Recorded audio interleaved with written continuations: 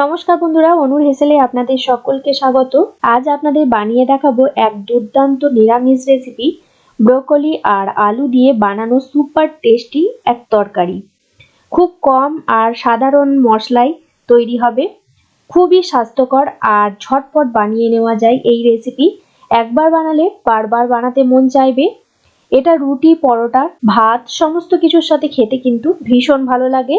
তাহলে আর দেরি কেন, চলুন দেখে নিই কিভাবে খুব সহজে বানানো যায় এই মুখে লেগে থাকার মতো ব্রোকলি আলুর দুর্দান্ত স্বাদের তরকারি। ভিডিওটা ভালো লাগলে লাইক করুন আর এমন নতুন নতুন রেসিপি দেখবার জন্য চ্যানেলটা সাবস্ক্রাইব করতে ভুলবেন না। ব্রোকলি আলুর তরকারি বানানোর জন্য আমি একটা বড় সাইজের ব্রোকলি নিয়েছি। এই ব্রোকলি ফুলকপির মতো দেখতে হলেও এর প্রচুর গুণাগুণ রয়েছে, আর সবুজ সবজি তো শরীরের জন্য ভীষণ উপকারী, সেটা আমরা সবাই জানি। তাছাড়াও ব্রোকলিতে ভিটামিন সি ও অ্যান্টিঅক্সিডেন্ট থাকে, যা শরীরের রোগ প্রতিরোধ ক্ষমতা বাড়ায়, হজম শক্তি ভালো করে, হার্ট ভালো রাখে, ওজন নিয়ন্ত্রণে সাহায্য করে, অনেক কিছু উপকারে রয়েছে। ব্রোকলির যে ফুলগুলো আছে সেগুলো কেটে নিলাম। তারপর এই ফুলগুলো যেহেতু বেশ অনেকটা বড় বড় সাইজে, তাই আমি একটা ফুলকে দু টুকরো করে কেটে নিচ্ছি। দেখুন, সব ব্রোকলির ফুলগুলো কেটে নেওয়া হয়ে গেছে। এবার কেটে নেব আলু। আমি এখানে 3টে মিডিয়াম সাইজের আলু নিয়েছি। আলুটাকে একটু বড় বড় ডুমো ডুমো করে কেটে নেব।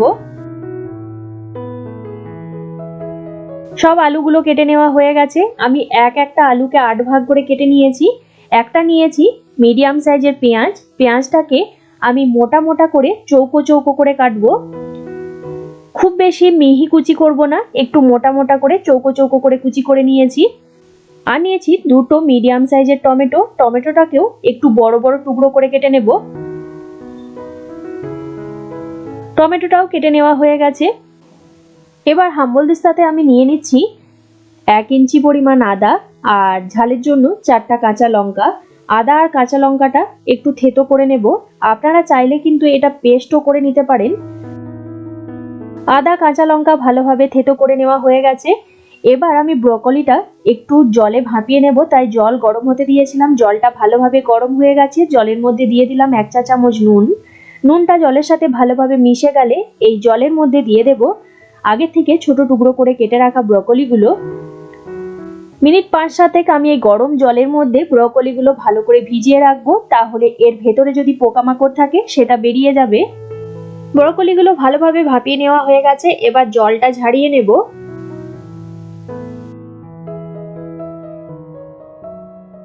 এবার রান্নাটা শুরু করব, তাই কড়াইয়ের মধ্যে দিয়ে দেব 3 থেকে 4 টেবিল চামচ সরষের তেল। তেল ভালোভাবে গরম হয়ে গেলে তেলের মধ্যে দেব বড় বড় ডুমো ডুমো করে কেটে রাখা আলু।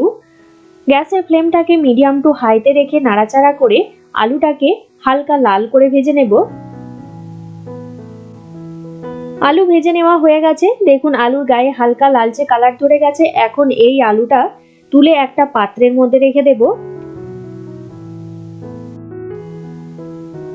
ওই তেলের মধ্যেই দিয়ে দেব আগে থেকে ভাপিয়ে রাখা ব্রোকলি। গ্যাসের ফ্লেমটাকে মিডিয়াম টু হাইতে রেখে 1 থেকে 1.5 মিনিট নাড়াচাড়া করে এই ব্রোকলিগুলো ভেজে নেব।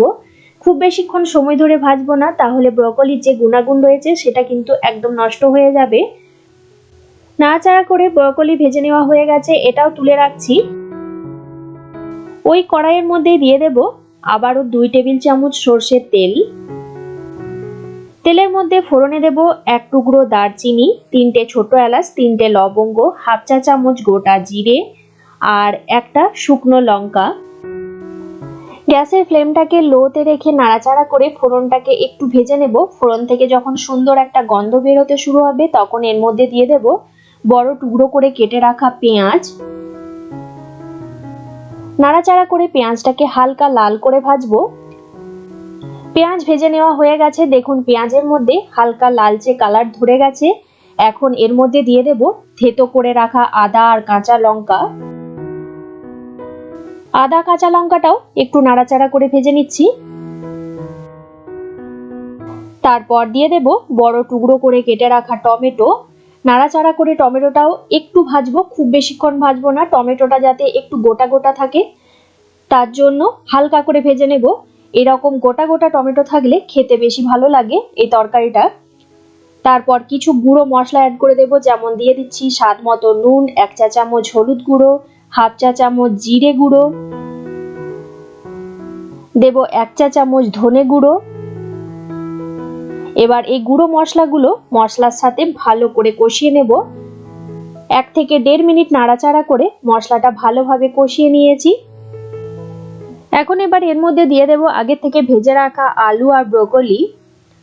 মশলার সাথে আলু আর ব্রোকলিটা খুব ভালো করে মিশিয়ে নেব। মশলার সাথে আলু আর ব্রোকলি খুব ভালো করে কষিয়ে নেওয়া হয়ে গেছে। এখন এর মধ্যে দিয়ে দেব 2 মুঠো মটরশুঁটি। এই তরকারিতে যদি মটরশুঁটি দেওয়া হয় তাহলে রান্নার স্বাদটা কিন্তু ভীষণ ভালো হয়। মটরশুঁটিটা দিয়েও একটু নাড়াচাড়া করে মশলার সাথে কষিয়ে নেব। এখন তো মটরশুঁটি সিজন, তাই মটরশুঁটি যে কোনো রান্নাতে অল্প একটু করে দিলে খেতে কিন্তু বেশি ভালো লাগে তরকারিগুলো। আপনাদের কেমন লাগে অবশ্যই কমেন্ট করে জানাবেন। মশলার সাথে সমস্ত কিছু খুব ভালো করে কষিয়ে নিয়ে দিয়ে দিলাম 1/2 কাপ গরম জল। এই রান্নাটা কিন্তু খুব বেশি ঝোল হবে না, একটু মাখা মাখা হবে, তাই জলটা একটু কম পরিমাণে দিলাম। সবকিছু ভালো করে একবার মিশিয়ে নিচ্ছি। তারপর এর মধ্যে দিয়ে দেব 1/2 চা চামচ চিনি। চিনিটা আমি প্রথমে দিতে ভুলে গেছিলাম, তাই লাস্টে অ্যাড করে দিলাম। এবার ভালো করে চিনিটাও মিশিয়ে নেব। তারপর গ্যাসের ফ্লেমটাকে লোতে রেখে ঢাকা বন্ধ করে রান্নাটা করব যতক্ষণ পর্যন্ত না আলু আর ব্রোকলি খুব ভালোভাবে সেদ্ধ হচ্ছে। তারপর ফিরে আসছি। মোটামুটি 5 থেকে 7 মিনিট আমি রান্নাটা করে নিয়েছি। দেখুন আলু আর ব্রোকলি কিন্তু খুব ভালোভাবে সেদ্ধ হয়ে গেছে আর তরকারিটাও কিন্তু খুব সুন্দর মাখা মাখা হয়ে গেছে। এর মধ্যে কিন্তু ছোট ছোট করে পনির কেটেও দেওয়া যেতে পারে, তাহলেও কিন্তু রান্নাটা খেতে ভীষণ ভালো লাগে। সবার শেষে দিয়ে দিলাম সামান্য পরিমাণ গরম মশলা গুঁড়ো। গরম মশলাটাও ভালো করে মিশিয়ে নেব। ব্যাস তৈরি হয়ে গেল আমার আজকের হেলদি এবং টেস্টি একটা রেসিপি, ব্রোকলির তরকারি। আমার চ্যানেলে নতুন বন্ধু হয়ে থাকলে চ্যানেলটা সাবস্ক্রাইব করে পাশের বেল নোটিফিকেশনটা প্রেস করে অল অপশনটা প্রেস করে রাখবেন। তাহলে আমি চ্যানেলে যখনই কোনো নতুন রেসিপি শেয়ার করব সবার প্রথমে নোটিফিকেশন আপনাদের কাছে পৌঁছে যাবে। আজকের মতো এই পর্যন্ত, আবারও কোনো নতুন রেসিপি নিয়ে হাজির হব আপনাদের কাছে। আপনারা ভালো থাকবেন, সুস্থ থাকবেন। ধন্যবাদ।